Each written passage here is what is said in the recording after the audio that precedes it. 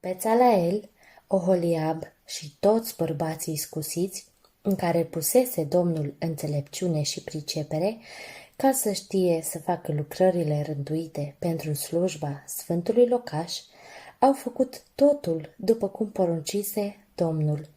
Moise a chemat pe Bețaleel, Oholiab și pe toți bărbații iscusiți, în mintea cărora pusese Domnul pricepere, și anume pe toți cei cu tragere de inimă la lucrul acesta, ca să-l facă. Ei au luat dinaintea lui Moise toate prinosurile pe care le aduseseră copiii lui Israel ca să facă lucrările rânduite pentru slujba Sfântului Locaș. Chiar și după ce se începuse lucrarea, tot se mai aduceau la Moise în fiecare dimineață daruri de bunăvoie. Atunci toți bărbații iscusiți, prinși la toate lucrările Sfântului Locaș, și-au lăsat fiecare lucrul pe care îl făceau.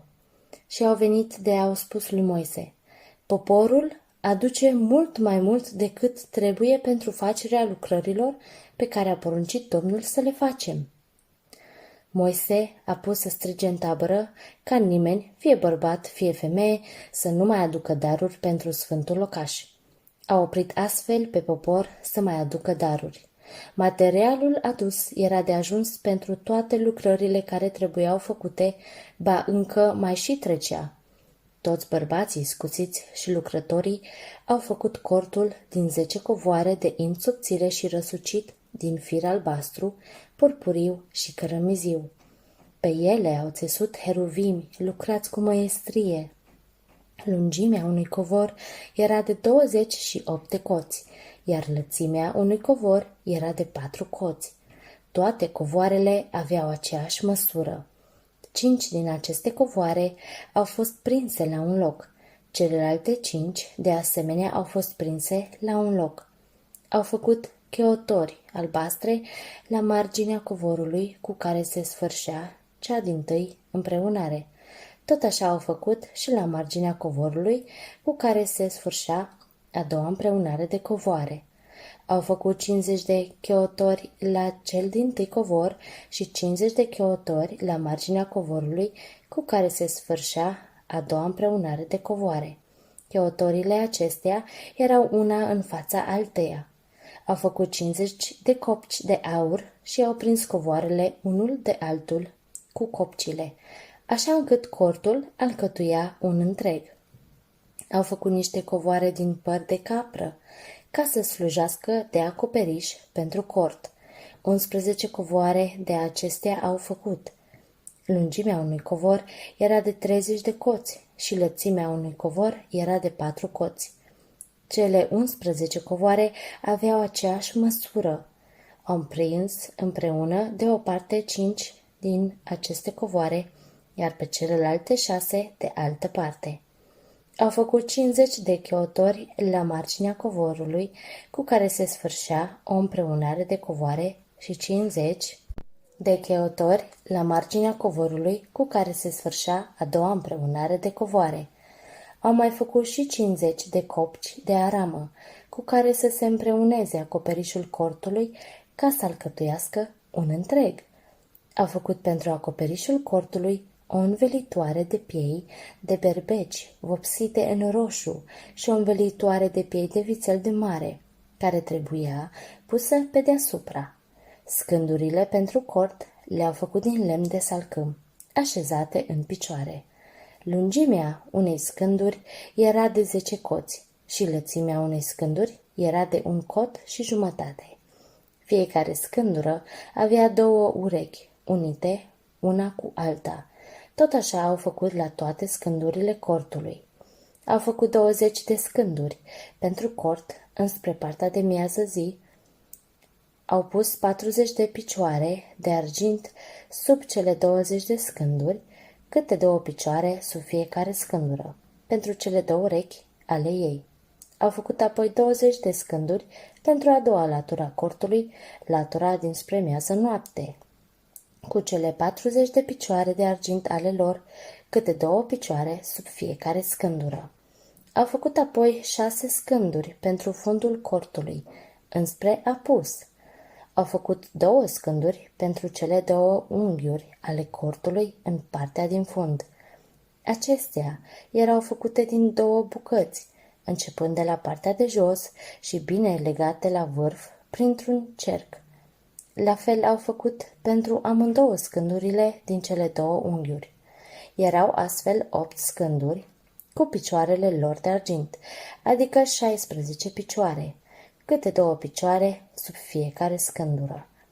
A făcut 5 drugi din lemn de salcâm pentru scândurile uneia din laturile cortului, 5 drugi pentru scândurile celei de-a doua laturi a cortului și 5 drugi pentru scândurile laturii cortului din fundul dinspre apus.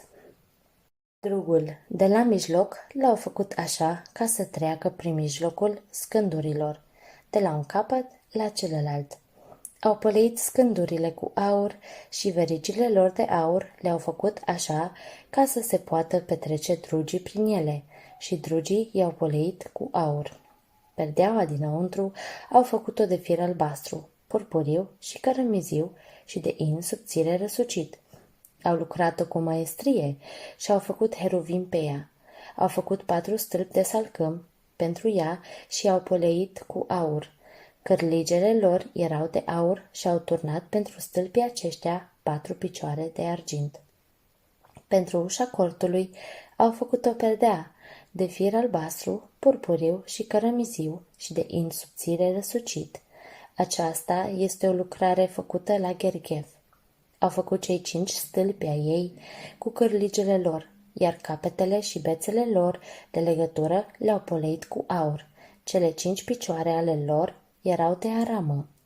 Apoi, Bețalael a făcut chivotul din lemn de salcâm. Lungimea lui era de 2 coți și jumătate, lățimea de 1 cot și jumătate și înălțimea tot de 1 cot și jumătate. L-a poleit cu aur curat pe dinăuntru și pe din afară și a făcut un chenar de jur împrejur. A turnat pentru el 4 verigi de aur pe care le-a pus la cele 4 colțuri ale lui, 2 verigi de o parte și 2 verigi de cealaltă parte. A făcut niște drugi de lemn de salcâm și a poleit cu aur. A vârât drugii în verigile de la cele 2 laturi ale chivotului ca să ducă chivotul. A făcut și capacul ispășirii de aur curat. Lungimea lui era de 2 coți și jumătate și lățimea de 1 cot și jumătate. A făcut 2 heruvimi de aur bătut la cele 2 capete ale capacului ispășirii. Un heruvim la un capăt și un heruvim la celălalt capăt. Heruvimii i-a făcut pe capacul ispășirii la cele 2 capete ale lui. Heruvimii erau cu aripile întinse deasupra, acoperind capacul ispășirii cu aripile lor și uitându-se unul la altul. Heruvimii stăteau cu fața întoarsă spre capacul ispășirii. A făcut masa din lemn de salcâm. Lungimea ei era de 2 coți, lățimea de 1 cot și înălțimea de 1 cot și jumătate. A poleit-o cu aur curat și i-a făcut un chenar de jur împrejur. I-a făcut împrejur un pervaz de 1 lat de mână, pe care a făcut un chenar de jur împrejur. A turnat pentru masă 4 verigi de aur și a pus verigile în cele 4 colțuri, care erau la cele 4 picioare ale ei. Verigile erau lângă pervaz și în ele erau vârâți drugii pentru ducerea mesei. A făcut drugii de lemn de salcâm și a poleit cu aur. Ei slujeau la ducerea mesei. A făcut apoi uneltele care trebuiau puse pe masă, farfuriile, cățuile, potirele și ceștile ei, care slujeau la jertfele de băutură, le-a făcut de aur curat. A făcut sfeșnicul de aur curat. A făcut sfeșnicul de aur curat, bătut, piciorul, fusul, potirașele, gămălioarele și florile lui erau dintr-o bucată cu el. Din amândouă părțile lui ieșeau 6 brațe, 3 brațe dintr-o latură și 3 brațe din cealaltă latură. Pe un braț erau 3 potirașe în chip de floare de migdal, cu gămălioarele și florile lor, și pe un alt braț alte 3 potirașe în chip de floare de migdal, cu gămălioarele și florile lor. Așa era la toate cele 6 brațe care ieșeau din sfeșnic. Pe fusul sfeșnicului erau 4 potirașe în chip de floare de migdal, cu gămălioarele și florile lor. Era o gămălioară sub 2 brațe care ieșeau din sfeșnic, o gămălioară sub alte 2 brațe și o gămălioară sub alte 2 brațe. Așa era la toate cele 6 brațe care ieșeau din sfeșnic. Gămălioarele și brațele sfeșnicului erau dintr-o bucată cu el, bătut în întregime dintr-o bucată de aur curat. A făcut apoi cele 7 candele ale lui, mucările și cenușarele lui, toate de aur curat. A întrebuințat un talent de aur curat pentru facerea sfeșnicului cu toate uneltele lui. Apoi a făcut altarul pentru tămâie din lemn de salcâm. Lungimea lui era de un cot și lățimea de un cot. Era în 4 muchii și înălțimea lui era de 2 coți. Coarnele erau dintr-o bucată cu el. L-a poleit cu aur curat atât partea de sus, cât și laturile de jur împrejur și coarnele, și i-a făcut o cunună de jur împrejur. Sub cunună a făcut 2 verigi de aur, pe care le-a pus în cele 2 unghiuri din cele 2 laturi, ca să se vâre în ele drugii care slujeau la ducerea lui. A făcut niște drugi din lemn de salcâm și a poleit cu aur. A făcut un de lemnul pentru ungerea sfântă și tămâia mirositoare, curată, alcătuită după meșteșugul făcătorului de mir. A făcut altarul pentru arderile de tot din lemn de salcâm. Lungimea lui era de 5 coți și lățimea de 5 coți. Era în 4 muchii și înălțimea lui era de 3 coți. La cele 4 colțuri i-a făcut niște coarne dintr-o bucată cu el și l-a poleit cu aramă. A făcut toate uneltele altarului, oalele pentru cenușă, lopețile, lighenele, furculițele și tigăile pentru cărbuni. Toate uneltele acestea le-a făcut de aramă. A făcut pentru altar un grătar de aramă ca o rețea, pe care a pus-o sub pervazul altarului, începând de jos, așa că venea până la jumătatea altarului. A turnat apoi 4 verigi pe care le-a pus în cele 4 colțuri ale grătarului de aramă, ca să vâre drugii în ele. A făcut drugii din lemn de salcâm și a poleit cu aramă. A vârât drugii în verigile de pe laturile altarului ca să-l ducă. L-a făcut din scânduri, gol pe dinăuntru. A făcut ligheanul de aramă cu piciorul lui de aramă, din oglinzile femeilor care slujeau la ușa cortului întâlnirii. Apoi a făcut curtea. Înspre partea de miază zi, pentru curte, erau niște pânze de in subțire răsucit, pe o lungime de 100 de coți, cu 20 de stâlpi așezați pe 20 de picioare de aramă. Cărligele stâlpilor și bețele lor de legătură erau de argint. Înspre partea de miază noapte erau 100 de coți de pânză, cu 20 de stâlpi și cu cele 20 de picioare de aramă ale lor. Cârligele stâlpilor și bețele lor de legătură erau de argint.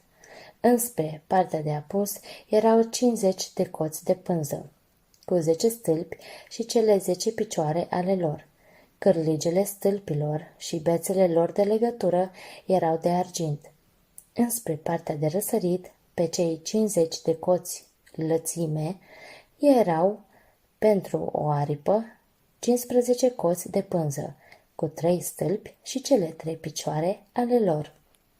Și pentru a doua aripă, care era în fața ei, de cealaltă parte a porții curții, 15 coți de pânză, cu 3 stâlpi și cele 3 picioare ale lor. Toate pânzele de jur împrejurul curții erau de in subțire răsucit. Picioarele stâlpilor erau de aramă, cărligile stâlpilor și bețele lor de legătură erau de argint și capetele lor erau poleite cu argint. Toți stâlpii curții erau legați între ei cu bețe de argint. Perdeaua de la poarta curții cortului era o lucrătură făcută la gherghef din fir albastru, purpuriu, cărămiziu și din in subțire răsucit. Avea o lungime de 20 de coți și înălțimea era de 5 coți, ca lățimea pânzelor curții. Cei 4 stâlpi ai ei și cele 4 picioare ale lor erau de aramă. Cărligele și bețele lor de legătură erau de argint, iar capetele erau poleite cu argint. Toți țărușii din jurul cortului și curții erau de aramă. Iată socoteala locașului cortului întâlnirii, făcută după porunca lui Moise, prin îngrijirea leviților, sub cârmuirea lui Itamar, fiul preotului Aron. Bețalael, fiul lui Uri, fiul lui Hur, din seminția lui Iuda, a făcut tot ce poruncise lui Moise Domnul. El a avut ca ajutor pe Oholiab, fiul lui Ahisamac, din seminția lui Dan. Meșter l-a săpat în pietre, l-a cioplit cu meșteșug și l-a lucrat pe gherghef în materiile vopsite în albastru, în purpuriu, în cărămiziu și în in subțire. Tot aurul întrebuințat la lucru pentru toate lucrările sfântului locaș, aur ieșit din daruri, se suia la 29 de talanți și 730 de sicli, după siclul cortului.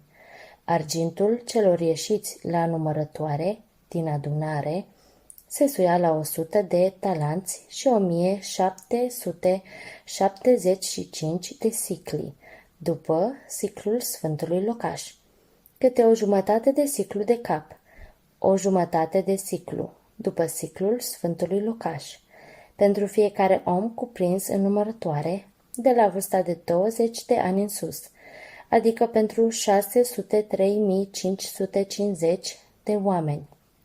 Din cei 100 de talanți de argint s-au turnat picioarele sfântului locaș și picioarele perdelei dinăuntru, adică 100 de picioare la cei 100 de talanți, câte un talant de picior.